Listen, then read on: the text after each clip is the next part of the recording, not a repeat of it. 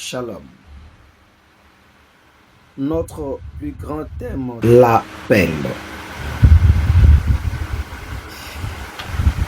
Nous avons tendance à dire, je suis appelé par Dieu, j'ai reçu l'appel de Dieu ou j'ai reçu un mandat de Dieu. C'est ainsi qu'aujourd'hui, le Seigneur nous a inspiré de parler sur un sujet très important qui est l'appel.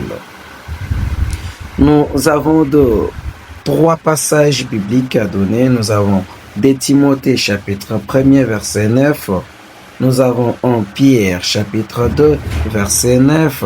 Et nous avons aussi 1 Corinthiens chapitre 7 verset 17 à 18. Un appelé, c'est une personne qui a reçu une mission divine ou une personne qui a reçu une mission de Dieu. Hélas, il est à craindre que pour beaucoup de gens, l'appel ne soit qu'un terme rencontré occasionnellement dans l'Écriture, sans grande considération ou grande signification précise et donc sans effet sur nos vies. Pourtant, rien ne peut influencer la vie d'une personne plus que répondre à l'appel de Dieu. L'appel de Dieu influence puissamment toutes nos vies, influence nos rencontres, influence notre manière de vivre, notre caractère, ainsi de suite.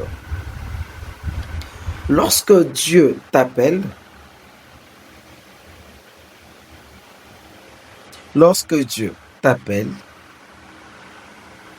certes, tu vas rencontrer des difficultés, tu vas rencontrer des problèmes, tu vas rencontrer des blocages.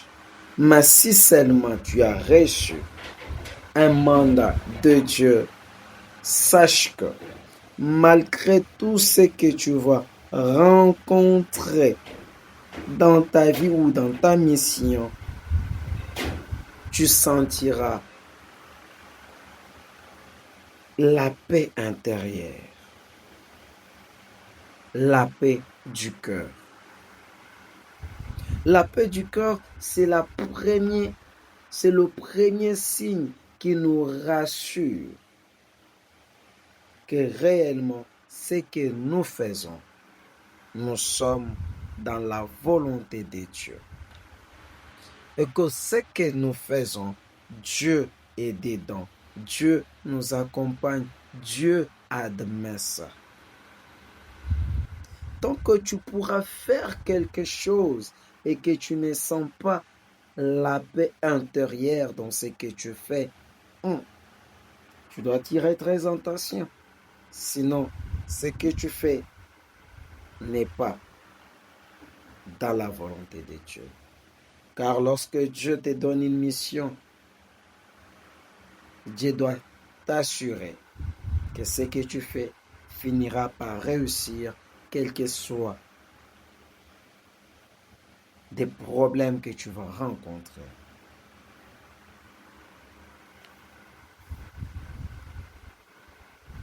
Paul dit aux Corinthiens de demeurer dans l'appel de Dieu et qu'il leur demande de ne pas avoir honte de ça.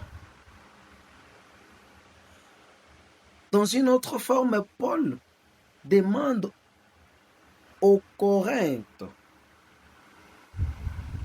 aux habitants de Corinthe, de demeurer dans la volonté parfaite de Dieu, de faire ce que Dieu les a demandé de faire sans avoir honte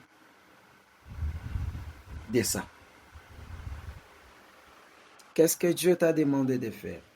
De chanter? Et alors, il y a plusieurs qui te découragent à cause de ta voix. Et tu vas abandonner. Laisse-moi te dire une chose. Si seulement c'est Dieu qui t'a appelé à le faire, fais-le. Ce qui importe, ce n'est pas ce que les gens sentent lorsque tu chantes, mais ce qui importe, c'est que Dieu sent lorsque tu chantes.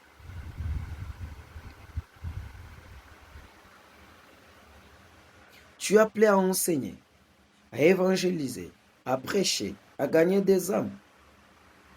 Mais tu as peur de critiques des autres. Laisse-moi te dire une chose. Souvent, la pensée des gens ne va pas dans la même direction que la pensée de Dieu. Les gens peuvent te dire que, bon, en fait, tu les fais bien, mais ça n'attire pas. Alors que Dieu a validé. Lorsque tu fais quelque chose que le Seigneur a validé, sache-le bien que le Seigneur trouvera toujours les moyens pour que cette chose puisse toucher les âmes des gens.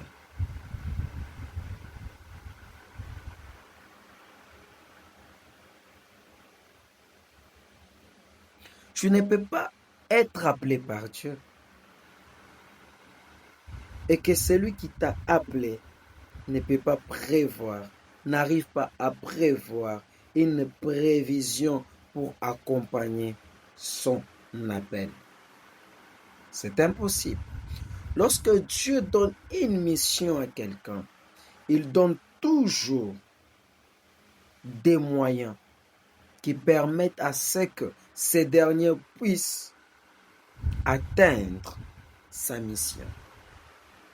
Lorsque Dieu a appelé Moïse pour faire de lui un libérateur des enfants d'Israël dans l'esclavagisme en Égypte, Moïse bégayait. Moïse avait la difficulté des paroles. C'est ainsi que Dieu a placé sous sa direction Pharaon et Aaron et Hur. Dieu trouve toujours une solution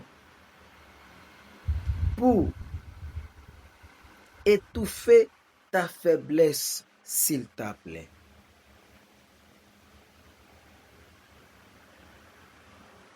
Dieu savait que Moïse n'arrivera pas à bien parler devant Pharaon. C'est ainsi que Dieu a placé sous sa direction les gens qui ont la facilité de parler ou la facilité des paroles pour qu'ils arrivent à mieux expliquer Pharaon la pensée ou les paroles de Moïse.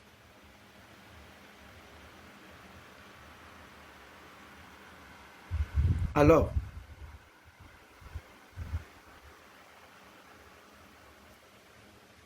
avoir des difficultés dans les parcours de ton appel, c'est tout à fait normal. Avoir des blocages, c'est tout à fait normal. C'est cela qui confirme même que ce que tu fais, c'est le Seigneur qui veut que tu les fasses. Joseph, avant d'être Premier ministre, il est passé par la prison. La difficulté que tu traverses maintenant est une sorte de prison pour toi. Pour que tu arrives à atteindre les sommets, tu dois passer par la prison, tu dois passer par la difficulté, tu dois passer par des problèmes, tu dois passer par des blocages. Alors, ne te fatigue pas. Sinon, tu risques d'être condamné par Dieu parce que tu n'as pas accompli sa mission sur la terre des hommes.